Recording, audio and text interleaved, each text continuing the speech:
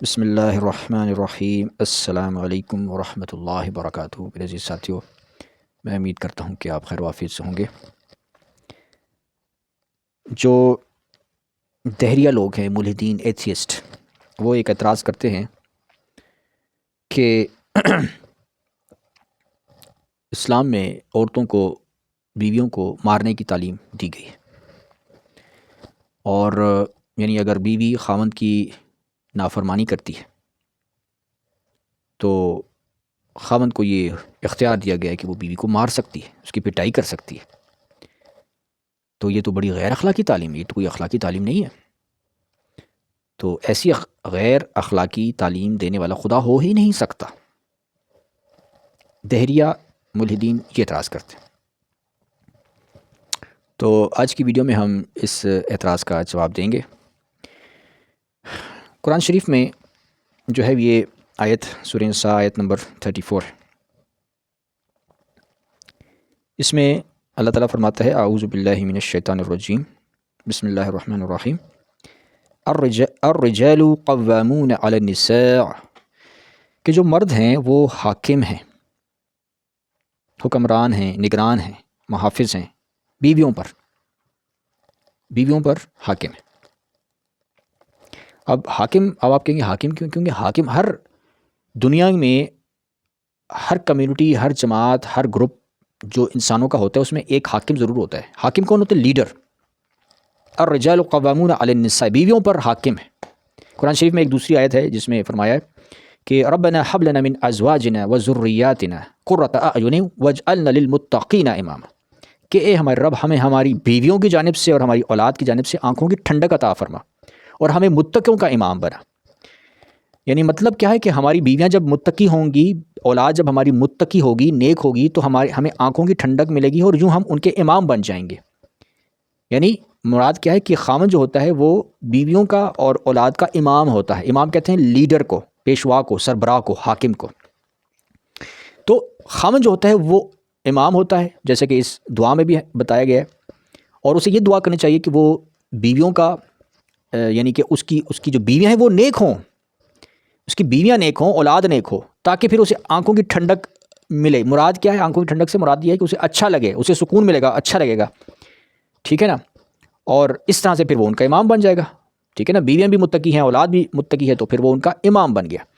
تو قرآن کریم نے خاوند کو اور باپ کو اولاد پر امام قرار دیا اور خاوند کو بیویوں پر امام قرار دیا ہے کہ وہ لیڈر ہے، امام ہے۔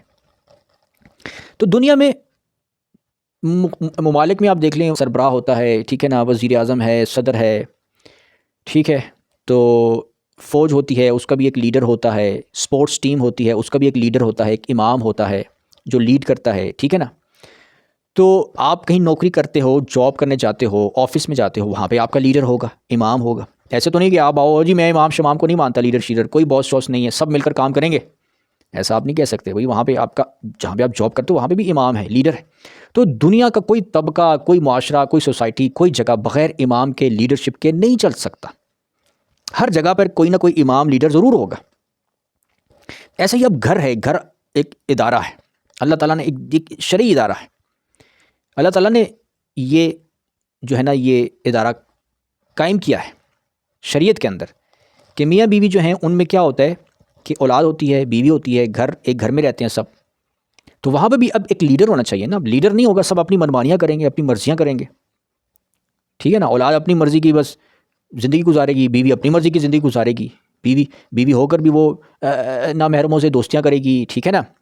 بے پردگی کرے گی، معاذ اللہ استغفر اللہ، برے برے کام کرے گی، اور اولاد اپنی مرضی منمانیاں کریں گی، تو یہ پھر گھر کیسے چلے گا بھائی؟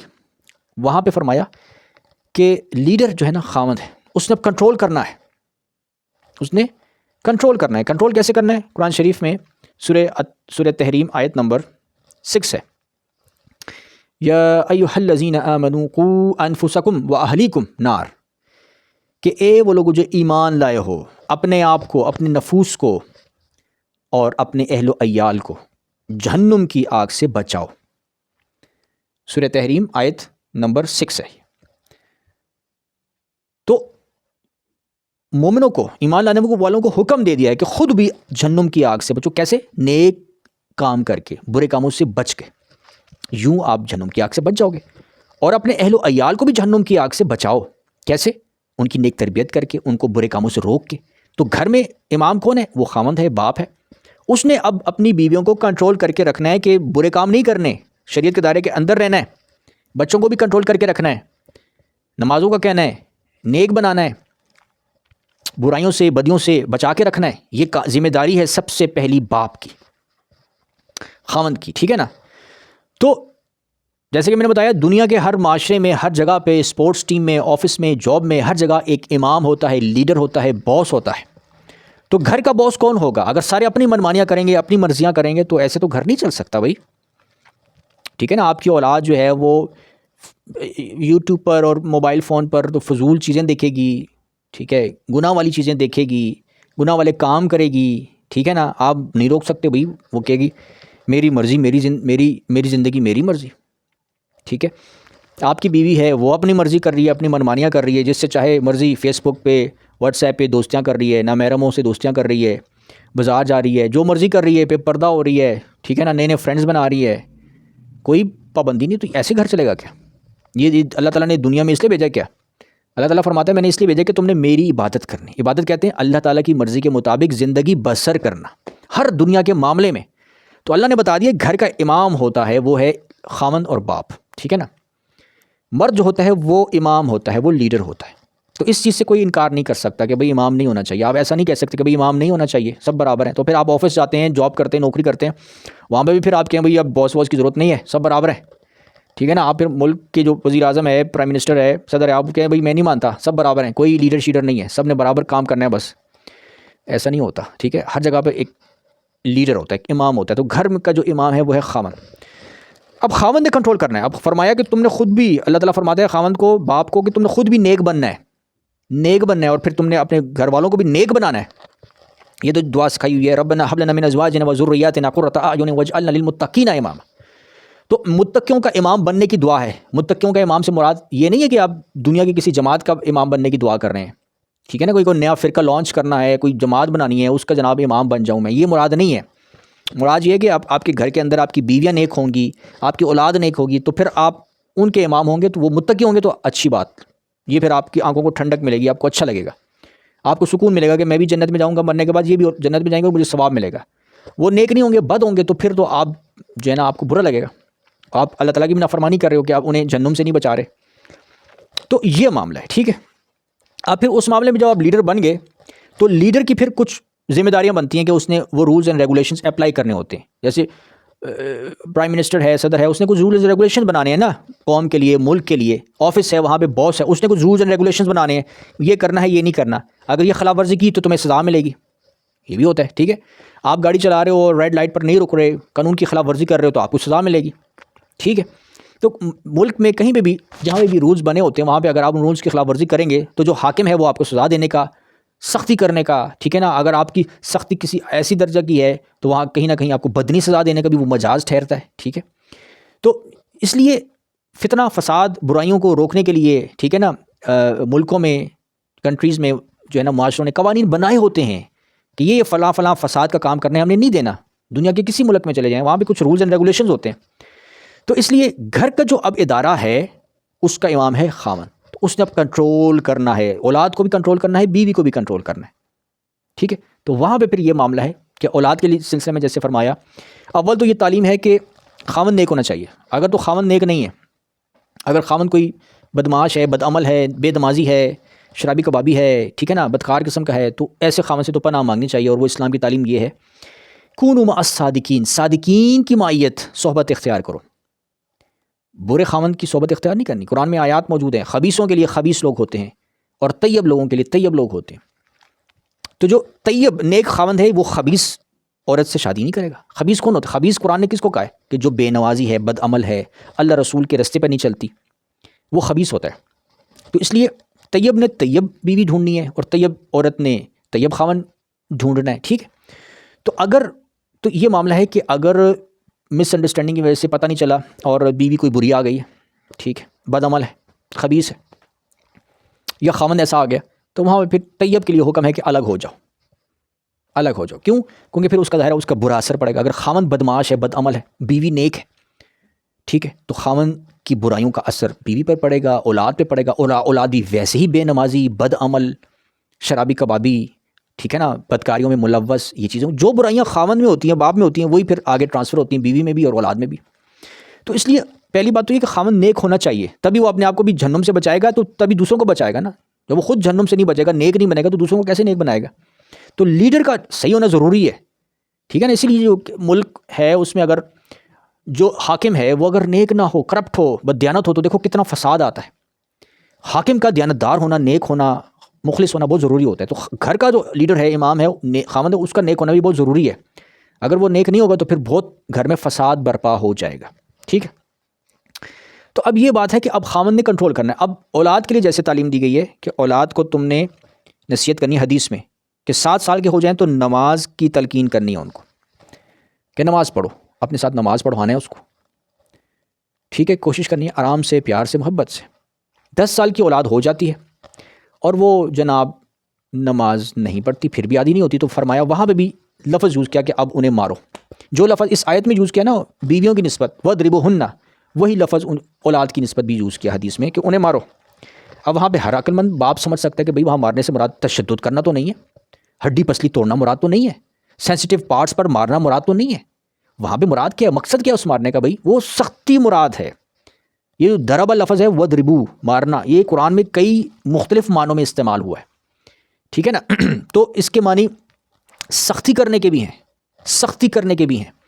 تو اب بعض بچے ہوتے ہیں 10 سال کے، مثال کے طور پر، وہ نصیحت کرنے سے ہی سمجھ جاتے ہیں، ٹھیک ہے نا۔ بعض کو تھوڑا ڈانٹنا پڑتا ہے، بعض ایسے اسکول میں شیطان بچوں کے ساتھ رہ رہ کے ایسے شیطان ڈھیٹ قسم کے بچے بنے ہوتے ہیں کہ ان کو تو والدین کی ڈانٹ بھی کچھ اثر نہیں آتی، ان کو فرق نہیں پڑتا، وہ گالی گلوچ کے بھی عادی ہو جاتے ہیں، بری باتوں کے، بدتمیزوں کے، نافرمانیوں کے۔ تو آپ نے اسکولز میں دیکھا ہوگا کہ وہاں پہ تو آپ پاکستان کے اسکول میں تو صحیح ٹھکائی لگاتے ہیں، ٹھیک ہے، جو ٹیچرز ہوتے ہیں وہ اسٹوڈنٹس کے صحیح ٹھکائی لگاتے ہیں، کیونکہ انہیں پتہ ہوتا ہے کہ یہ بچے بڑے شیطان ہیں، کہنا نہیں مانتے۔ آج کل بھی کہیں پہ بھی چلے جائیں اسکولوں میں یہی ہو رہا ہوتا ہے، کیونکہ بچے بڑے بدتمیز ہوتے ہیں۔ تو وہ ٹیچرز اتنے تنگ آ جاتے ہیں کہ یہ تو نصیحت سے سمجھتے نہیں ہیں، ان کو بار بار ہم بول رہے ہیں کہ بھئی شیطانی نہ کرو، تب بھی بچے شیطانی کرتے ہیں۔ تو پھر وہاں پہ ٹیچر خود مجبور ہو جاتا ہے کہ وہاں پر 1-2 چٹاخے لگا بھی دیتا ہے، ٹھیک ہے نا۔ تو شرم آتی ہے اس کو پھر، تو سزا کے طور پر۔ تو اب یہ تو نہیں کہ ٹیچر اب تشدد کرنا شروع کر دے، تشدد نہیں کرتے، اگر جو کرتے ہیں پھر ان کے خلاف کارروائی کی جاتی ہے۔ تو وہ پٹائی بھی، مارنا بھی اس حد تک ہوتا ہے کہ جس سے اسٹوڈنٹ کو کچھ تھوڑی سی اصلاح ہو، کچھ شرم و حیا آئے کہ کر کیا رہے ہو تم، بھائی تم شیطانی کام کر رہے ہو، ہم تمہیں جھنجھوڑ رہے ہیں، تمہیں سزا دے کر تھوڑی بہت ایک حد تک تمہیں جھنجھوڑ رہے ہیں کہ اپنی اصلاح کرو، بے شرم انسان، ٹھیک ہے نا۔ تو یہ معاملہ ہوتا ہے کہ جس طرح ٹیچر بھی یہ کرتا، تو والد کے لیے بھی یہ ہے کہ آپ نے جو ہے نا، وہ اگر بچہ جو ہے وہ 10 سال کا ہو گیا اور نماز نہیں پڑھ رہا، تو اس پر آپ نے سختی کرنی ہے، اسے مارنا ہے۔ اب وہ باپ خود سمجھ سکتا ہے کہ میری اولاد کس قسم کی سختی سے اپنی اصلاح کر سکتی ہے۔ ضروری نہیں کہ وہ اب پٹائی کرے، وہ سختی دوسری نوعیت کی بھی ہو سکتی ہے کہ موبائل فون دیا ہوا ہے کہ بھئی اگر آپ نے نماز نہیں پڑھی ہے، موبائل فون میں واپس لے لوں گا، آپ کو موبائل فون نہیں ملے گا، آپ ٹی وی نہیں دیکھ سکتے، آپ کارٹون نہیں دیکھ سکتے، آپ ویڈیو گیم نہیں کھیل سکتے، آپ کی اسپورٹس ایکٹیویٹی بند کر دوں گا، آپ دوستوں سے کھیل کود نہیں کر سکتے، یہ آپ پر سختی آ گئی، آپ کی یہ ہے سختی، ضربہ۔ تو قرآن شریف کے عربی الفاظ، بعض الفاظ ہوتے ہیں جو بڑی وسعت رکھتے ہیں، بعض ظاہری معنی مراد ہوتے ہیں، بعض دفعہ مجازی معنی بھی مراد ہوتے ہیں۔ تو اس میں بھی وسعت ہے کہ آپ جو ہے نا مجازی معنی بھی مراد لے سکتے ہیں کہ آپ سختی کر سکتے ہیں، ضروری نہیں کہ ماریں، ٹھیک ہے نا، لٹرلی آپ سختی کر سکتے ہیں، پابندیاں لگا سکتے ہیں، تو یہ چیز بھی ہوتی ہے۔ تو اب جو عقل مند باپ ہوتے ہیں تو وہ ایسے ہی کرتے ہیں، وہ یہ تو نہیں کہ اب وہ ہڈی پسلی توڑ دیں اور جسمانی تشدد شروع کر دیں، ایسا نہیں کرتے۔ تو اس لیے یہ جو اولاد کی تربیت اس لیے ہے کہ تاکہ وہ نمازی بنے، نمازی، کیونکہ حکم ہے آپ نے جہنم سے بچانا ہے، تو جہنم سے بچانے کے لیے انہیں نیک بنانا ہے، برائیوں سے بچانا ہے۔ تو قرآن شریف میں یہ لکھا بھی ہے کہ جو نمازیں نہیں پڑھتے وہ تو جہنم میں ہوں گے، قرآن سے ثابت ہے۔ نماز نہ پڑھنا کوئی معمولی چیز ہے، معمولی چیز نہیں، بہت بڑی چیز ہے۔ نماز نہ پڑھنا تو ورنہ والا تو کافر ہوتا ہے، وہ مشرک ہوتا ہے، وہ اپنی نفس کی پوجا کر رہا ہوتا ہے۔ تو یہ معاملہ ہے کہ نماز کوئی معمولی چیز نہیں ہے۔ تو اس لیے اب اولاد کی پٹائی کیوں ہو رہی ہے یا اس پر سختی کیوں ہو رہی ہے؟ کیونکہ اسے بد اخلاقی سے بچانا ہے، اسے جہنم سے بچانا ہے، اسے شیطانی سے بچانا ہے، اسے برے کاموں سے بچانا ہے، اس لیے اسے نیک بنانا ہے۔ تو وہ ہر بار اللہ تعالیٰ نے بتا دیا کہ ان پر سختی بھی کر سکتے ہو۔ اب آپ دیکھ لیں کہ باہر کے ممالک میں جہاں پہ اولاد کو تھپڑ مارنے پہ بھی پولیس اور مقدمہ ہو جاتا ہے یا پابندی ہے کہ نہیں مار سکتے اولاد کو تھپڑ، اور اولاد بعض پولیس پر رپورٹ کر سکتی ہے، تو وہاں پہ آپ اولادوں کو دیکھ لیں کیسی بگڑی ہوئی ہیں، ٹھیک ہے، بگڑی ہوئی ہیں، میری زندگی میری مرضی، ٹھیک ہے نا، وہ یہ والی لائف گزارتے ہیں دہریہ ہو جاتے ہیں، ایتھیسٹ ہو جاتے ہیں، کوئی نماز روزہ نہیں، کچھ بھی نہیں، کسی کی پرواہ، اپنی لائف جیو جی. تو اللہ تعالیٰ نے اس لیے دنیا میں بھیجا کیا؟ اللہ تعالیٰ فرماتا ہے میرے غلام بنو. تو اس لیے وہ اولادیں پھر بگڑ جاتی ہیں، ٹھیک ہے نا. وہ ان کی کوئی رولز اینڈ ریگولیشن نہیں ہوتے، شادی کے بغیر ہی سب کچھ بدعمالیاں ہو رہی ہیں. جو بیویاں ہیں وہ بھی اپنی مرضی کی زندگیاں گزار رہی ہوتی ہیں، ٹھیک ہے. خاوند سے کوئی وفاداری نہیں ہوتی، ٹھیک ہے نا، وفاداری نہیں ہوتی. تو یہ معاملہ ہے. اس لیے اللہ تعالیٰ نے جو ہے نا احکامات دیے ہیں وہ ایک رول کے مطابق دیے ہیں. تو جس طرح اولاد کے لیے بھی یہ تعلیم ہے کہ آپ ان پر پٹائی کر سکتی ہو، ایسا ہی خاوند مرد جو ہوتا ہے وہ بیوی پر بھی حاکم ہوتا ہے، اس کے ساتھ بھی کچھ نہ کچھ سختی کا رویہ کر سکتا ہے، بصورت اس صورت میں کہ اگر بیوی اللہ رسول کی حدود سے تجاوز کرے. تو کیا فرمایا کہ خاوند جو ہوتے ہیں وہ حکمران ہوتے ہیں بیویوں پر. بما فضل اللہ بعضهم علی بعض، بوجہ اس کے کہ بعض پر بعض کو اللہ تعالیٰ نے فضیلت دی ہوئی ہے، ٹھیک ہے. وبما انفقوا من اموالہم، اور اس وجہ سے بھی کہ وہ ان پر اموال خرچ کرتے ہیں. تو ذمہ داری باپ کی مرد کی ہوتی ہے کہ وہ کمائے، نوکری کرے. میاں بیوی میں کمانے کی، خرچ کرنے کی ذمہ داری مرد کو دی گئی ہے کہ اس نے یہ معاملہ کرنا ہے، ٹھیک ہو گیا. آگے فرمایا فالصالحات قانتات، کہ جو نیک بیویاں ہوتی ہیں وہ فرمانبردار ہوتی ہیں. کس کی فرمانبردار ہوتی ہیں؟ سب سے پہلے تو اللہ رسول کی فرمانبردار ہوتی ہیں، ٹھیک ہے نا. کیونکہ دیکھیں یہ آیت کو آپ نے سمجھنا ہے، اس کا پس منظر یہ سمجھ لیں کہ یہ آیت جو ہے نا یہ مومن مرد اور مومن بیوی سے متعلق ہے، کافر سے متعلق نہیں ہے، ٹھیک ہے نا، مشرکہ سے متعلق نہیں ہے. مومن وہ ہوتا ہے جو اللہ رسول کے تابع زندگی بسر کرتا ہے. تو جو ایسا ہوتا ہے اس کے لیے فرمایا کہ بنیادی رول یہ ہے کہ شریعت سے ہٹ کر کسی کی بات نہیں ماننی. تعاونوا علی البر والتقوی ولا تعاونوا علی الاثم والعدوان، کہ نیکی اور تقوی میں تعاون کرنا ہے، اطاعت کرنی ہے، برے کاموں میں، برائی میں کسی کی اطاعت نہیں کرنی، ٹھیک ہے. تو اللہ رسول تو معاذ اللہ برے احکام نہیں دے سکتے. اللہ رسول کے بعد کون دے سکتا ہے؟ والدین دے سکتے ہیں، باپ دے سکتا ہے، خاوند دے سکتا ہے، ٹھیک ہے نا، کوئی اور دے سکتا ہے. تو اگر وہ برے احکام دے گا تو اس میں آپ نے اطاعت نہیں کرنی. تو یہ جو فرمایا یہ فالصالحات قانتات، کہ نیک بیویاں فرمانبردار ہوتی ہیں. تو کس کی فرمانبردار ہوتی ہیں؟ سب سے پہلے تو اللہ رسول کی فرمانبردار ہوتی ہیں نا، اللہ رسول کا کہنا مانا. اس کے بعد پھر اللہ رسول نے شریعت کے تابع رہتے ہوئے پھر خاوند کی، نیک خاوند کی فرمانبردار ہوتی ہیں. بدماش بدعمل خاوند کی فرمانبرداری کا ذکر نہیں ہو رہا، کیونکہ یہ آیت کس کے لیے ہے؟ یہ مومنوں کے لیے ہے. مومن تو وہ ہوتا ہے نا کہ جو اللہ رسول سے مخلص ہوتا ہے، نیک ہوتا ہے. اس خاوند کے لیے تو نہیں ہے کہ جو بدعمل ہے، بدماش ہے، بے نمازی ہے، باہر بھی لڑائیاں کرے، گھر میں بھی آ کے جناب ظلم و زیادتی کرے بیوی پہ. اس کے لیے یہ حکم نہیں ہے کہ وہ یہ بہانہ بنا دے جی مجھے تو حکم دیا ہوا ہے بیوی کو مارنے کا. تو تمہیں حکم نہیں دیا ہوا، پہلے تم خود نیک بنو، ٹھیک. تم تو نیک خود نیک نہیں ہو تم. وہاں پہ تو بیوی کا حق بنتا ہے کہ وہ اس سے الگ ہو جائے، برے خاوند سے، خبیث خاوند سے الگ ہو جائے، اس کے ساتھ نہ رہے، ٹھیک ہے نا. تو یہ معاملہ ہے. اس لیے یہ ذہن میں رکھیں کہ یہ آیت اس پس منظر میں ہے کہ خاوند نیک ہے اور بیوی کو بھی نیک ہونا چاہیے. اور اب ایک تو اللہ رسول کی اطاعت کرنے والی ہے، وہ دوسرا وہ خاوند کی اطاعت بھی کرنے والی ہے. تو خاوند کی اطاعت جو ہے وہ شریعت کے دائرے کے اندر ہے. خاوند اس کو یہ تو نہیں کہہ سکتے کبھی بے پردہ ہو جاؤ، ٹھیک ہو گیا، نہ محرموں سے دوستی رکھو، ٹھیک ہے، یا کوئی اور بدی کا کام کرو. ایسے احکامات غیر شرعی خاوند نہیں دے سکتا. شریعت کے تابع رہتے ہوئے وہ احکامات دے گا، تو تب اس کی اطاعت کرنی ہے، ٹھیک ہے، تب اس کی اطاعت کرنی ہے. گھر کا رولز کیسے چلنا ہے، گھر میں جو بھی رولز ریگولیشن ہوتے ہیں اس پر نگرانی رکھنی ہے خاوند نے ہر چیز کی. گھر میں کس کو آنا ہے، کس کو نہیں آنا، کس نامحرم سے پردہ کرنا ہے، یعنی کہ نامحرم سے تو پردہ کرنا ہے، تو ظاہر ہے وہ خاوند نے لمیٹیشن لگانی ہے کہ فلاں گھر میں نہ آئے، ٹھیک ہے نا، پردہ کرنا ہے. ان چیزوں کی جو نگرانی ہے وہ خاوند نے کرنی ہوتی ہے. تو اس صورت میں جب خاوند یہ احکامات دے گا تو بیوی نے فرمانبرداری کرنی ہے، کیونکہ خاوند جو حکم دے گا وہ شریعت کے مطابق دے گا. اگر خاوند غیر شرعی حکم دے رہا ہے تو وہاں پہ اطاعت نہیں کرنی بیوی نے، بلکہ رہنے نہیں ہے. میں نے آپ کو بتایا جیسے کہ برا خاوند ہے، خبیثوں کے لیے خبیث ہوتے ہیں، طیبوں کے لیے طیب ہوتے ہیں. خبیث اور طیب دونوں ایک ساتھ رہ ہی نہیں سکتے. جیسے بے نمازی انسان ہے وہ ایک نمازی انسان کے ساتھ دوستی نہیں کر سکتا. دونوں کی سوچ میں، خیالات میں فرق ہے، دونوں کی جو روحانیت ہے نا وہ فرق ہے. تو اس لیے بے نمازی کا دوست ہوگا، نمازی کا دوست ہوگا. تو ایسا ہی میاں بیوی ہیں تو وہاں بھی دونوں کا طیب ہونا ضروری ہے. یا دونوں خبیث ہوں گے تو انڈرسٹینڈنگ ہوگی. دونوں بے نمازی ہیں، بدعمل ہیں، کوئی پوچھنے والا نہیں ہے، میری زندگی میری مرضی، میرا جیسے میری مرضی، تو پھر کرو جو کرنا ہے، جہنم میں جاؤ. لیکن اگر دونوں طیب ہیں تو پھر وہ اللہ رسول کی اطاعت کے مطابق زندگی بسر کرتے ہیں.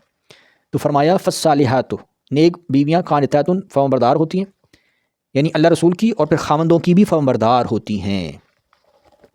حافظات للغیب، حفاظت کرنے والی ہوتی ہیں غیب میں بھی. بما حافظ اللہ، اللہ کی حفاظت کے ساتھ. کیا مطلب؟ کس چیز کی حفاظت کرتی ہیں؟ وہ حفاظت کرتی ہیں اپنے مقام و منصب کی، کہ میں بیوی ہوں اور بیوی کے کیا اختیارات اسلام میں دیے ہوئے، کیا فرائض دیے ہوئے، ان کی حفاظت کرنی ہے، اپنی عزت و آبرو کی حفاظت کرنی ہے۔ یہ نہیں کہ خاوند چلا گیا غیب میں، ٹھیک ہے نا، یعنی کہ غیب مطلب تنہائی میں، خاوند گھر پہ نہیں ہے، وہ ڈیوٹی پہ کہیں پہ آفس چلا گیا جاب کرنے، آپ بیوی گھر میں اکیلی ہے، تو اب وہ اپنی منمانیاں کریں، اپنی مرضیاں کریں، نہ محرم سے دوستی کرے، بے پردگی کرے، یہ نہیں کر سکتی۔ حفاظت کرنی ہے اس نے، ٹھیک ہے نا، حفاظت کرنے والی ہوتی ہے اپنی عزت و آبرو کی۔ اور پھر اس طرح گھر میں مال و اسباب خاوند کا پڑا ہوا ہے تو ان مال و اسباب کو جو ہے نا اس میں بددیانتی نہیں کرتی، خیانت نہیں کرتی کہ بغیر پوچھے اور لوگوں کو دے دے، ٹھیک ہے نا۔ حدیث میں کہ صدقہ بھی کرنا ہے تو خاوند سے پوچھ کے کرنا ہے، خاوند کی اجازت سے صدقہ کرنا ہے۔ تو خاوند کے مال و اسباب کی بھی حفاظت کرتی ہے، اس میں بددیانتی نہیں کرتی، خیانت نہیں کرتی، اپنی عزت و آبرو کی حفاظت بھی کرتی ہے۔ اسی طرح پھر خاوند کی عزت کی بھی حفاظت کرتی ہے اس کے پیٹھ پیچھے غیب میں، کہ یہ نہیں کہ خاوند چلا گیا تو اب اس کی پیٹھ پیچھے جو ہے غیبتیں شروع ہو جائیں، چغلیاں شروع ہو جائیں، اپنی دیگر جو فیملی بہن بھائی ہیں یا والدین ہیں ان سے اپنے خاوند کی چغلیاں شروع ہو جائیں کہ میرا خاوند تو ایسا ہے ویسا ہے، یہ ہے تو وہ ہے تو فلاں ہے فلاں ہے، ٹھیک ہے نا، اس کی برائیاں شروع ہو جائیں، غیبتیں شروع ہو جائیں، تو یہ نہیں کرتی ہے، حفاظت کرتی ہے اس کی عزت کی بھی، ٹھیک، یہ معاملہ ہے۔ اس نے عہد کیا ہوا ہے نا خاوند سے شادی کر کے، عہد کیا ہوا ہے کہ اب میری زندگی شریعت کے مطابق تمہارے ساتھ ہوگی، تو شریعت نے حکم کیا دیا ہوا ہے؟ قانتاتن، فرمانبرداری کرنی ہے، ٹھیک ہے نا، عزت کرنی ہے۔ تو اب نیک بیویاں جو ہیں وہ فرمانبردار ہوتی ہیں، حافظات للغیب، حفاظت کرنے والی ہوتی ہیں غیب میں بھی، یعنی علیحدگی میں بھی، اپنی عزت و آبرو کی، خاوند کی عزت و آبرو کی، خاوند کے مال و اسباب کی، ٹھیک ہے نا، اور ہر اس چیز کی جس کی حفاظت کا اللہ نے حکم دیا ہوا ہے۔ واللاتی تخافون نشوزہن، اور اگر تمہیں خدشہ ہو کہ وہ نافرمانی کرنے کا خدشہ ہو، نشوزہن بغاوت کرنے کا، نافرمانی کرنے کا، مراد کیا مطلب یہ کہ شریعت کی حدود تجاوز کرنے کا خدشہ ہو۔ اب خاوند تو نیک ہے، جیسے کہ میں نے بتایا بیوی جو ہے نا وہ برے خاوند کے ساتھ نہیں رہ سکتی، بدمعاش ہے، بد عمل خاوند ہے، برے احکامات دیتا ہے، اس کے ساتھ تو بیوی کو فوراً الگ ہو جانا چاہیے۔ چھوٹے چھوٹے بچے بھی پیدا ہو گئے ہوں تو یہ نہیں کہنا کہ اب تو بچے پیدا ہو گئے ہیں اب تو قربانی دینی پڑے گی، اسلام میں یہ قربانی کا کوئی تصور نہیں ہے کہ بچے پیدا ہو گئے ہیں تو اب ہم قربانی کریں گے، اب خبیث خاوند ہے تو اب بھی ہم رہیں گے، ٹھیک ہے نا، ایسا اسلام میں تصور نہیں ہے، یا خبیث بیوی ہے۔ تو یہ ہے کہ اگر تو بیوی خبیث ہے، اگر تو خاوند خبیث، اگر تو خاوند خبیث ہے، بد عمل ہے، تو بیوی کا فرض ہے کہ اس سے، اور بیوی طیب ہے تو وہ اس سے الگ ہو جائے، ٹھیک ہے نا، یہ معاملہ ہے۔ تو اس لیے جو ہے نا نشوزہ ہنہ سے مراد یہ ہے کہ وہ بیوی جو ہے وہ خلاف شریعت کام کرنے کا سوچے یا کرے، ٹھیک ہے نا، تخافون اگر خدشہ ہو، خوف ہو کہ اب وہ کر سکتی ہے یا کر رہی ہے، کوئی خلاف شریعت کام کر رہی ہے، جیسے پردہ نہیں کر رہی، نامحرموں سے دوستی کر رہی ہے، بات چیت کر رہی ہے، بغیر پوچھے بازار نکل جاتی ہے اور کہاں کہاں جاتی ہے، اور خاوند روکتا ہے کہ بھئی آپ نے نہیں جانا بازار، ٹھیک ہے نا، مارکیٹ نہیں جانا، اکیلے نہیں جانا، گھر میں کسی کو آنے نہیں دینا میری مرضی کے بغیر، ٹھیک ہے، اور خاوند نہیں، بیوی نہیں مانتی، بیوی نافرمانی کر رہی ہے۔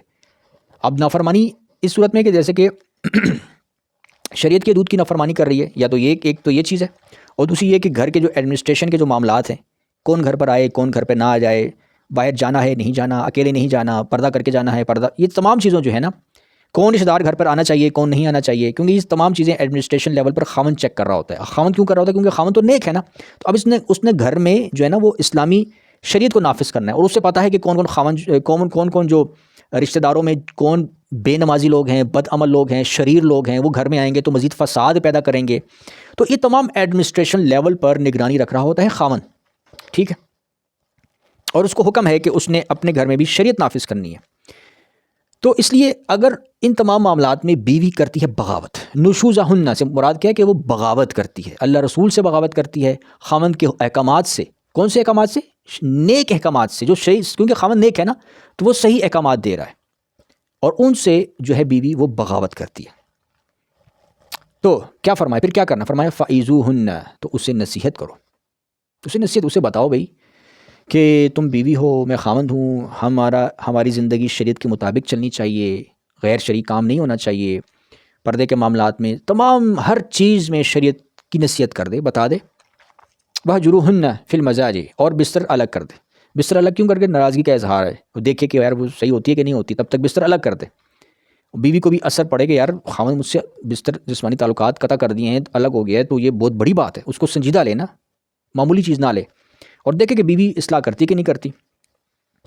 وَاضْرِبُوهُنَّ، اور انہیں مارو، اب یہاں پہ ٹرانسلیشن لوگوں نے کی ہوتی ہے انہیں مارو، اور جنہوں نے ٹرانسلیشن مارنے کی ہوتی ہے کہ بیویوں کو مارو، تو وہاں سے مارنے سے مراد یہ نہیں ہوتی ان کا تشدد کرو، یہ اسی سینس میں ہے جس طرح بچہ جو ہے وہ 10 سال کو ہو جائے نماز نہیں پڑھا، تو وہاں پہ بھی یہی لفظ ہے کہ انہیں مارو، تو وہ مارنا بھی لمیٹڈ ہے، اس لیے مارو تاکہ وہ اپنی اصلاح کر لے، نمازوں پہ قائم ہو جائے۔ تو یہاں پہ بھی ہے کہ وَضْرِبُوهُنَّ، انہیں مارو، اس حد تک تشدد مراد نہیں ہے، جسمانی تشدد مراد نہیں ہے۔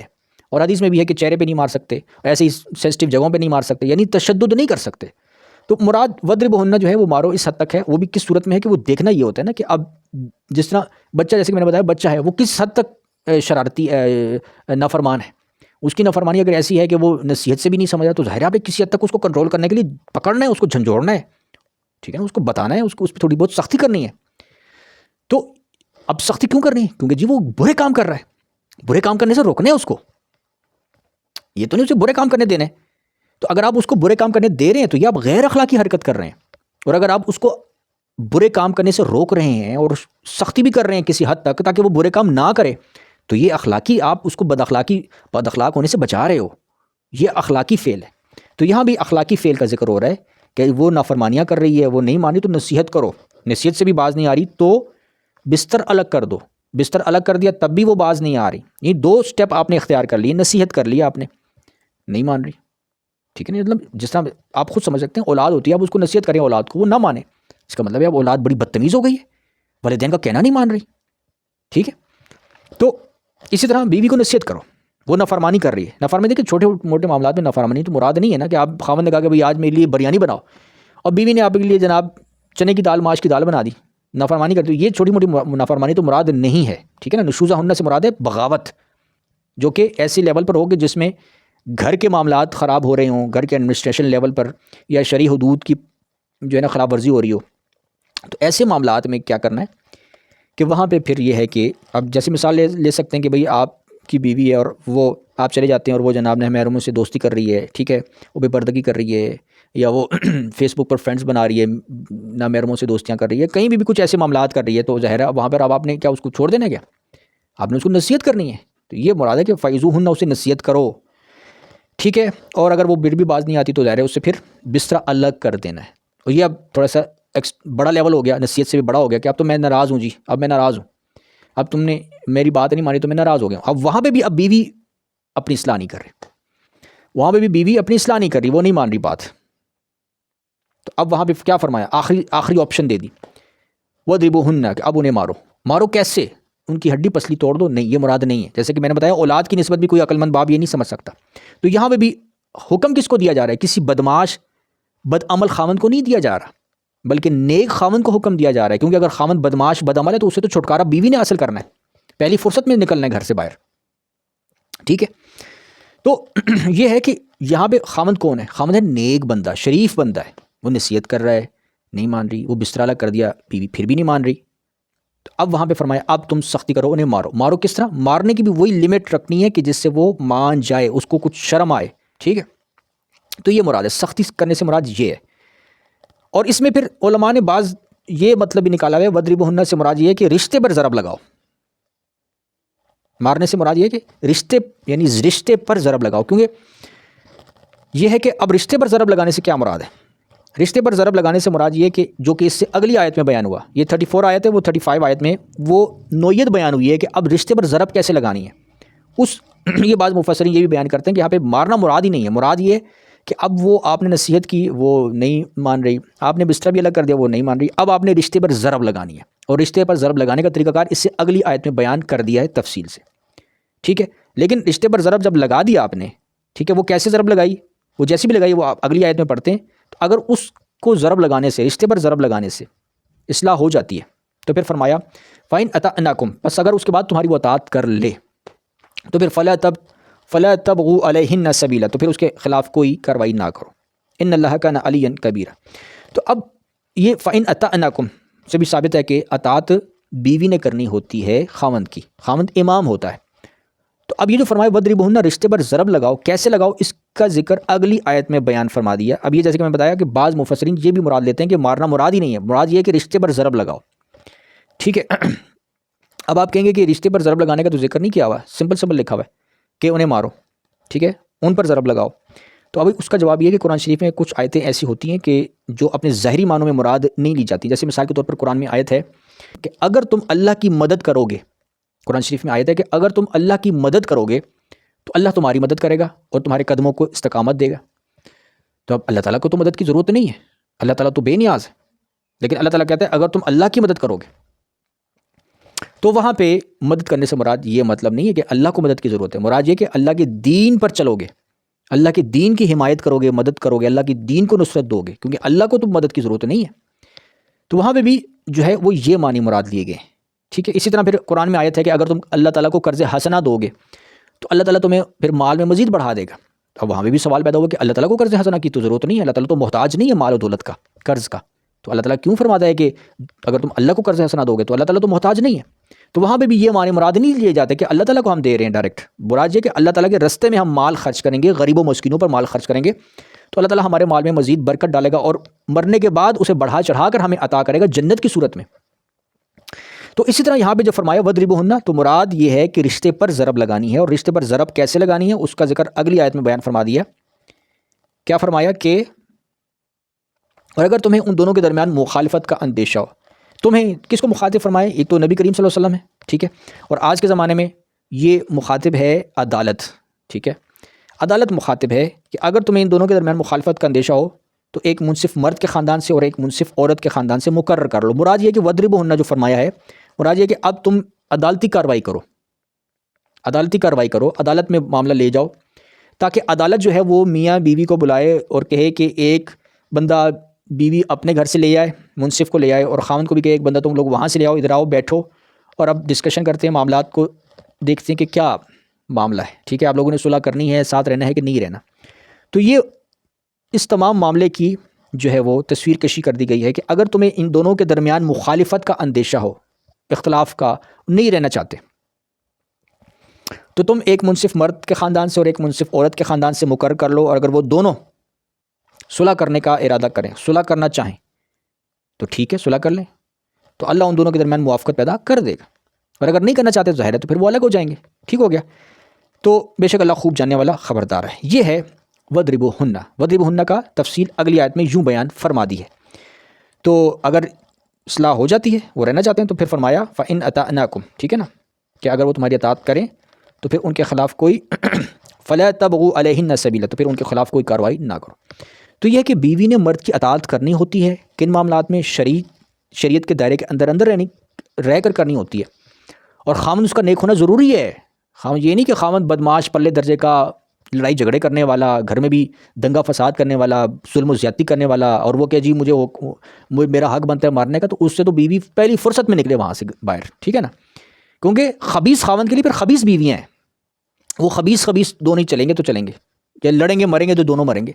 طیب بیوی کو خبیث خاوند کے ساتھ نہیں رہنا، جھگڑالو خاوند کے ساتھ جو بلا وجہ چھوٹی چھوٹی باتوں پہ لڑائی جھگڑے کرے، ٹھیک ہے نا، ظلم و زیادتی کرے، ٹھیک ہے، یہ تشدد کرے، جسمانی تشدد، ایسے کے ساتھ نہیں رہنا۔ وَضْرِبُوهُنَّ جیسے کہ میں بتایا، جو مارنے کی جو ٹرانسلیشن کی جاتی ہے اس میں بھی وہ یہ کہتے ہیں کہ مارنا اس حد تک ہو کہ جس میں جسمانی تشدد نہ ہو، جسمانی تشدد نہ ہو، ٹھیک ہے نا، وہ اس حد تک ہو کہ بس، اور شرط یہ ہے کہ خاوند بھی نیک ہونا چاہیے اور اس کا مقصد اصلاح بھی ہو، ٹھیک ہے، تو وہ ہے۔ اور اگر وہ نہیں، دوسرا معنی مراد لینا ہے، ٹھیک ہے، کہ رشتے پر ضرب لگانی ہے، تو پھر وہ اس کا طریقہ اگلی آیت میں بیان کر دیا ہے کہ وہ اب ایک بندہ بیوی کے خاندان سے، ایک بندہ خاوند کے خاندان سے آئے، عدالت کے سامنے بیٹھے، صلاح مشورہ جو بھی معاملات ہوتے ہیں طے کر لیں، ٹھیک ہے نا، اگر طے ہوتے ہیں تو ٹھیک ہے، نہیں ہوتے تو الگ ہو جائیں، یہ معاملہ ہے۔ تو اس لیے اسلام کے، قرآن کے اس حکم سے ہمیں پتہ چلتا ہے کہ دیکھیں اسلام کتنا اخلاقی تعلیم پیش کرتا ہے۔ اور یہ جو دہریہ لوگ کہہ رہے ہوتے ہیں کہ یہ تو اخلاقی تعلیم ہی نہیں ہے، کیسے اخلاقی تعلیم نہیں ہے؟ آپ اپنا دیکھو، آپ خود لوگ کتنے اخلاق پر فائز ہو، آپ لوگوں کی کیا اخلاقیات ہیں؟ کوئی تمیز نہیں ریلیشن میں، ٹھیک ہے نا، کوئی قانون ہی نہیں ہے، کس کو آپ فالو کر رہے ہو؟ کسی کو فالو نہیں کر، اپنے نفس کو، شیطان کو فالو کر رہے ہو۔ آپ لوگ کہتے ہو جو میری زندگی میری مرضی، میں جیسے مرضی زندگی گزاروں۔ یہ آزادی آپ لوگوں نے اپنے آپ کو دی ہوئی ہے، اپنے خاندانوں میں دی ہوئی ہے، جہاں پہ ہر طرح کی بدیاں پائی جاتی ہیں، یہ چیز ہے۔ تو اسلام جو ہے نا وہ اخلاقی تعلیم نافذ کرنا چاہتا ہے، بد اخلاقی کو مٹانا چاہتا ہے، برائیوں کو مٹانا چاہتا ہے، اس لیے اللہ تعالیٰ نے یہ تعلیمات دی ہیں۔ امید ہے آپ سمجھ گئے ہوں گے۔ وآخر دعوانا ان الحمد للہ رب العالمین۔